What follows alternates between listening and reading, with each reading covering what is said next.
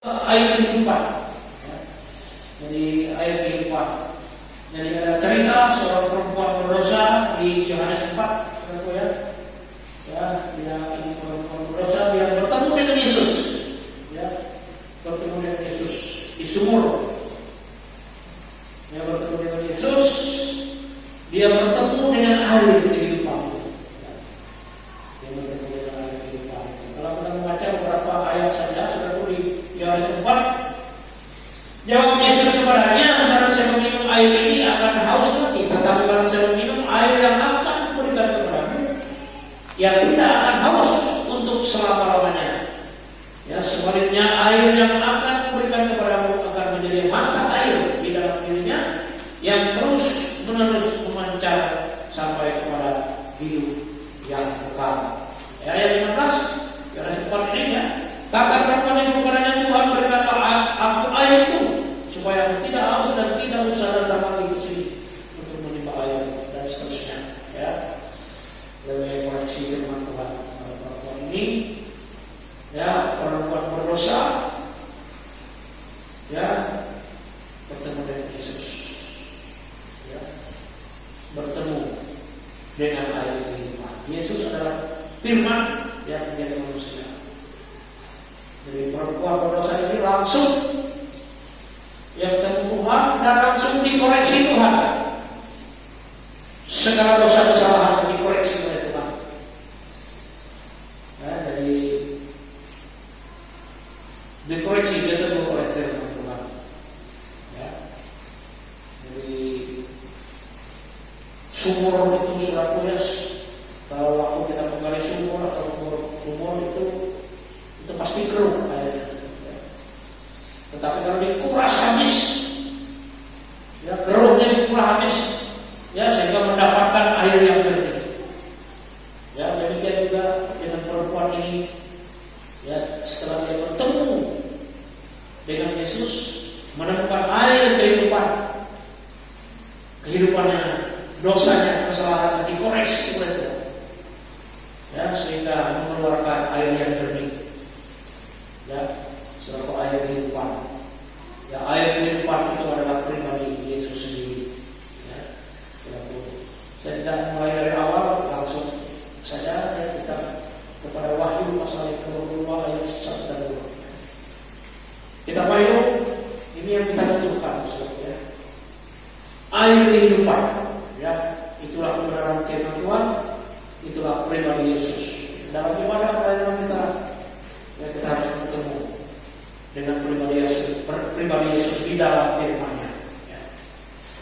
Pasal 22 kita bayangkan ayat 1 dan 2. Lalu Ia menunjukkan kepadaku sungai air kehidupan yang jernih bagaikan kristal dan mengalir keluar dari tahta Allah dan tahta Anak Domba itu. Di tengah-tengah jalan kota itu, yaitu di seberang sungai itu, ada pohon kehidupan yang berbuah 12 kali tiap-tiap bulan sekali, dan daun pohon itu dipakai untuk menyembuhkan bangsa-bangsa dan seterusnya.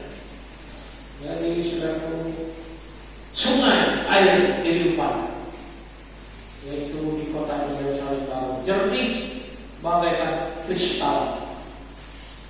Ya, jernih bagaikan kristal. Artinya apa? Kalau seperti kristal itu tembus pandang, ya, tembus pandang. Artinya dalam kehidupan kita tidak ada sesuatu yang tersembunyi. Itu mempelai Tuhan, ya, tembus pandang. Jadi kita kejadian di sana ada pohon kehidupan, ya, dan pohon pengetahuan baik dan yang jahat. Ya, Tuhan perintahkan kepada Adam dan Hawa melarang makan buah pengetahuan baik dan yang jahat. Tapi pohon kehidupan, yaitu menjadi makanan, ya, di taman Eden itu. Jadi selain pohon kehidupan ada air kehidupan. Ya, air kehidupan itulah yang membawa kita kepada hidup yang kekal. Ya, ada pohon-pohon di sana, pohon kehidupan, ya, berbuah 12 kali, ya, tiap-tiap bulan. Dan dalam pohon itu dipakai untuk menyembuhkan bangsa-bangsa. Ya, itulah dari air kehidupan ini di kota Yerusalem yang lalu. Ya, saya kasih Tuhan. Ya, dari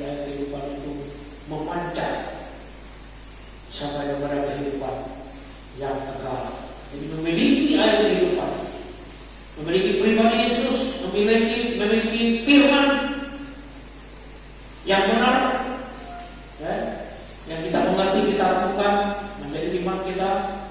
Ya, inilah yang menjamin kehidupan sampai ke kota Yerusalem, kehidupan yang kekal, ya, yang kehidupan yang kekal.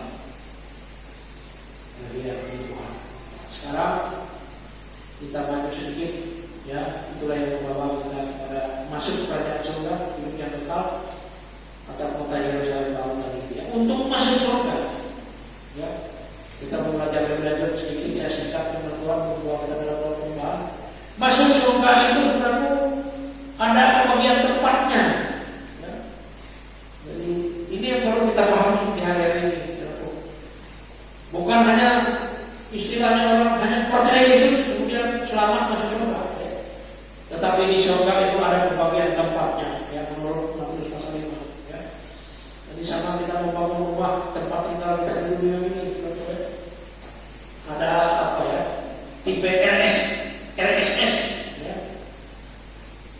Jadi rumah susun sederhana, ya. Jadi BTN ini ada berapa macam ukurannya tipe-tipe. Ada juga tipe-tipe perumahan orang elit, sebenarnya perumahan elit. Itu tempat tinggal, ya. Jadi itu ada kelasnya, ya. Dan itulah, ya, firman Tuhan mengatakan, ya, itu tentu sudah ditentukan dari sekarang. Ya, bagaimana perbuatan kita, bagaimana kerja kita melayani Tuhan, ya. Dari sekarang, ya. Jadi kerja Tuhan melayani Tuhan harus sungguh-sungguh, ya. Kembali kemudian, kenapa dikatakan bahwa di surga itu ada pembagian tempat-tempat? Jadi, saudaraku, kita akan membaca dari Matius pasal yang kelima. Di surga itu ada tempat-tempatnya. Ya. Jadi bukan asal-asalan. Ya. Iman kita juga harus sungguh-sungguh. Di Matius pasal yang kelima ayat 19-20. Matius pasal yang kelima ayat 19 dan 20.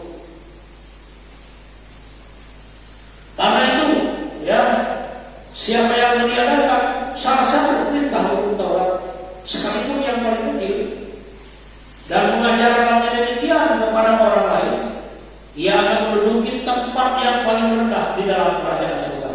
Perhatikan, ya. Ia akan mendapat yang paling rendah di dalam kerajaan surga. Ya.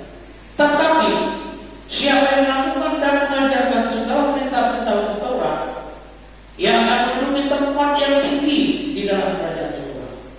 Ya, ada tempat yang rendah, ada yang tempat yang tinggi. Mungkin saudara berkata, yang penting kami surga ini. Saya ada kesaksian waktu khusus aku tak lulus 1 bulan. Di Kristus Kembali. Jadi dari kawalan, jadi niham aja. Jadi pendeta Komran.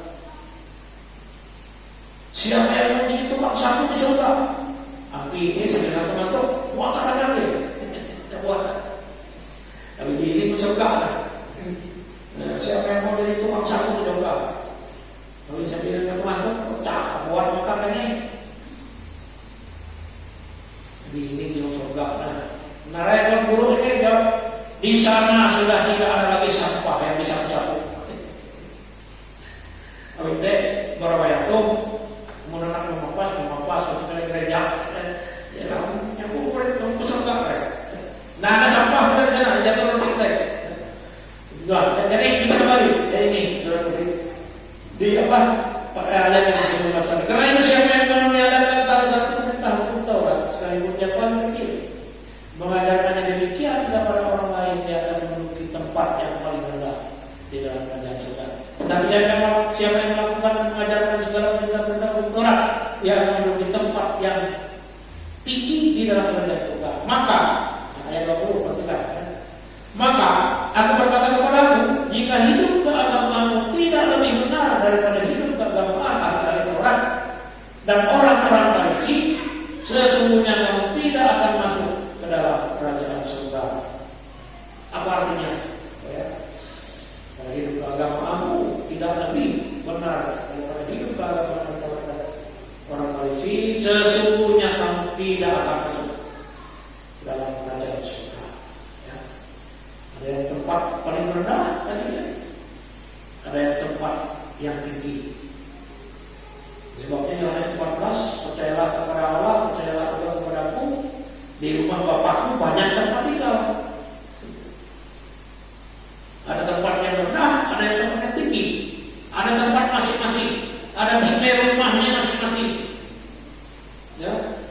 Sebabnya ya, ayat 20 mengatakan, ya sekali lagi saya baca ayat 20. Maka aku berkata kepadamu, jika hidup keagamaanmu tidak lebih benar daripada hidup keagamaan ahli Taurat dan orang-orang Farisi, sesungguhnya kamu tidak masuk dalam kerajaan surga.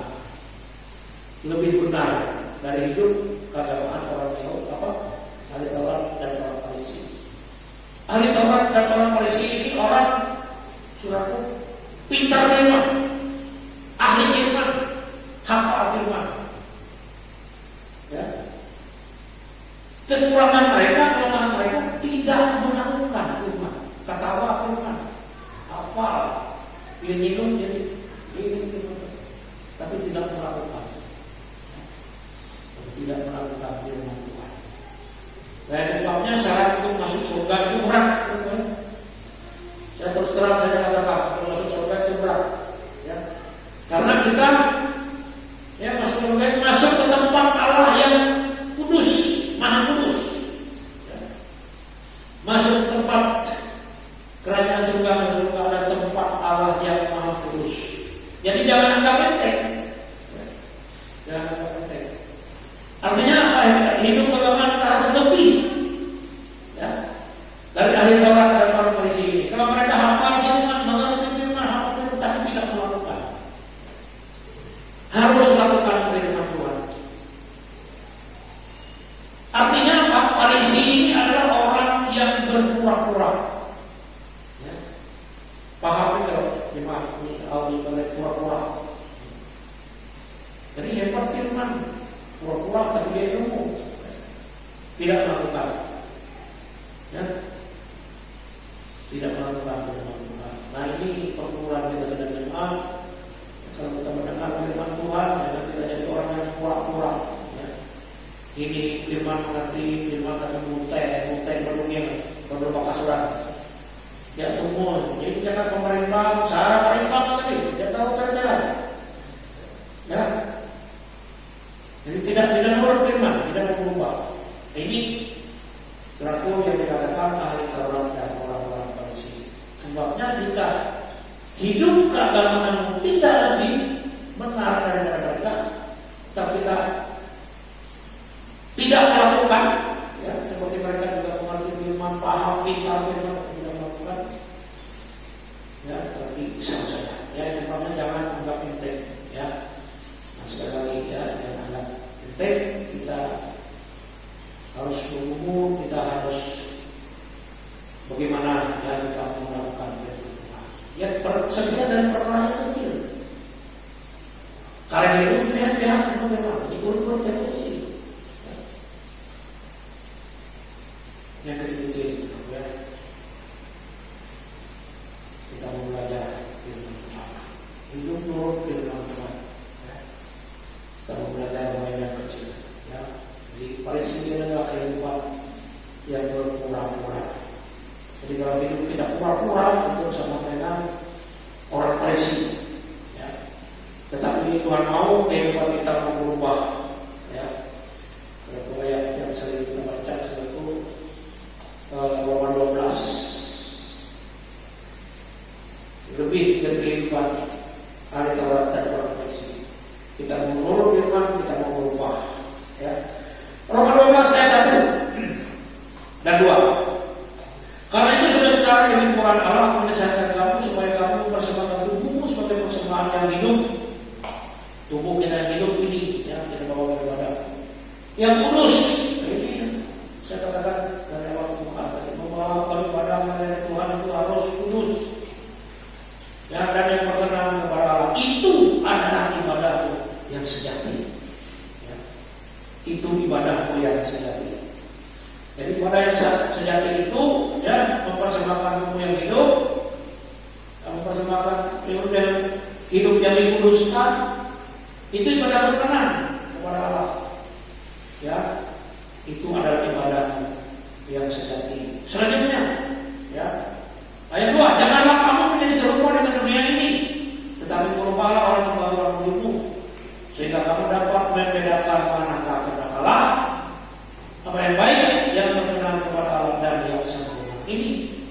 kehidupan yang mengalami pembaharuan. Ibadah yang mengalami pembaharuan. Dan di kehidupan kita berubah. Diawali dengan kita beribadah sungguh-sungguh tadi, ya, mau dikuduskan oleh Tuhan. Itulah ibadah yang sejati.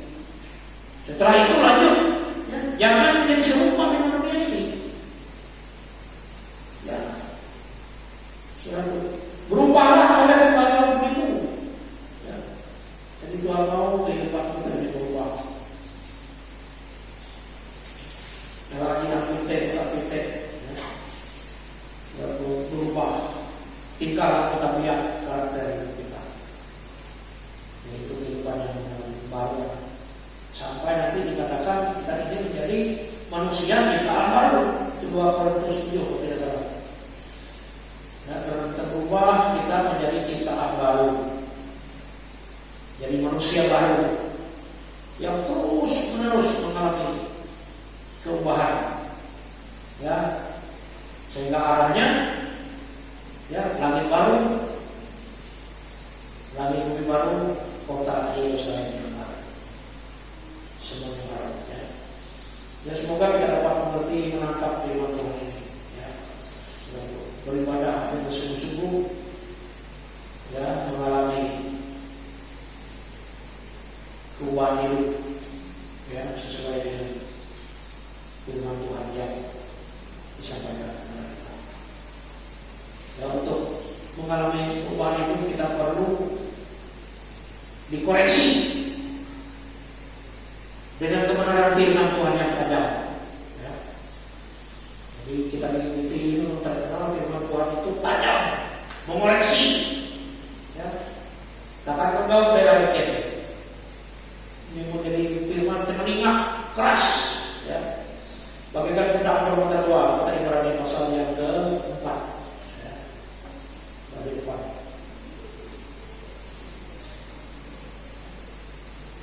Ibrani pasal 4 ayat 12 dan 13. Sebab firman Allah hidup dan berkuat, ya. Sebab firman Allah hidup dan kuat dan lebih tajam daripada bermata dua manapun. Ia menusuk akan dalam sampai memisahkan jiwa dan roh, sendi-sendi dan sumsum. Ia sanggup membedakan pertimbangan dan pikiran hati kata. Jadi surat firman Tuhan itu tajam, mengoreksi sampai dalam hati kita. Di dalam hati kita ini tidak ada yang tahu, ya. Hanya firman Tuhan yang tahu, ya. Karena firman Tuhan itu tajam. Kalau hati kita yang orang tidak tahu dikoreksi firman, berarti kita berhadapan dengan firman, dengan Tuhan. Tajam dengan pedang bermata dua. Nah, ini yang dibutuhkan untuk mengubah kehidupan itu, ya, supaya mengalami pembaharuan hidupnya di hadapan Tuhan. Dan yang 13, dan tidak ada sesuatu makhluk pun yang tersembunyi di hadapannya, sebab segala sesuatu telanjang dan terbuka di depan mata Dia, yang kepadanya kita harus memberikan pertanggungjawaban. Tidak ada yang tersembunyi di hadapan Tuhan. Ya, itu prinsip firman Tuhan. Saya pernah dengar kesaksian orang waktu dia ibadah, yuk gua berdoa pendeta kita ketahuan karena salah apa?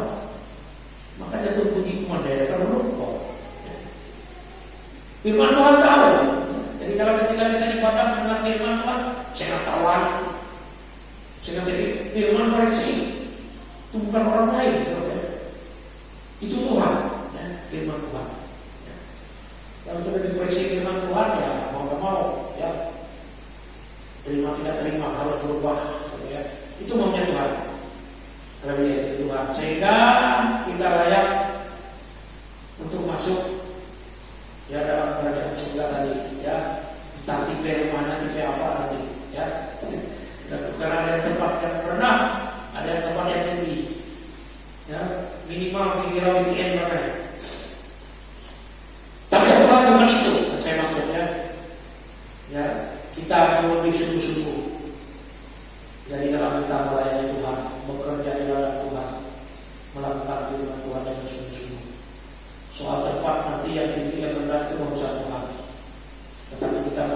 semaksimal mungkin sungguh-sungguh dalam ibadah kita yang kita lakukan. Ya, selalu kita selalu menghadiri Tuhan di tengah-tengah itu. Kalau ibadah itu adalah kehadiran Tuhan, selalu yang bahasa kita. Tuhan jatuh hadir daripada mantap, tidak merasa apa-apa. Ya. Kira kumpul biasa boleh jadi. Itu ibadah tanpa Roh Kudus. Sebabnya dimulai dengan kita sungguh-sungguh datang kepada Tuhan. Berdoa sungguh-sungguh, minta Roh Kudus hadir di tengah kita, mengurapi kita, ya, memimpin hujan, memain musik, sehingga setiap kita yang hadir. Ya, kita rindu ibadah kita dipimpin, dituntun oleh Roh Kudus. Ibadah kita bisa merasakan hadirat Tuhan, kuasa Tuhan yang di tengah-tengah kita, dan itu menghasilkan sesuatu. Ya. Menghasilkan sesuatu, hati lega, hati nyaman, dan sukacita, damai sejahtera yang buat kita.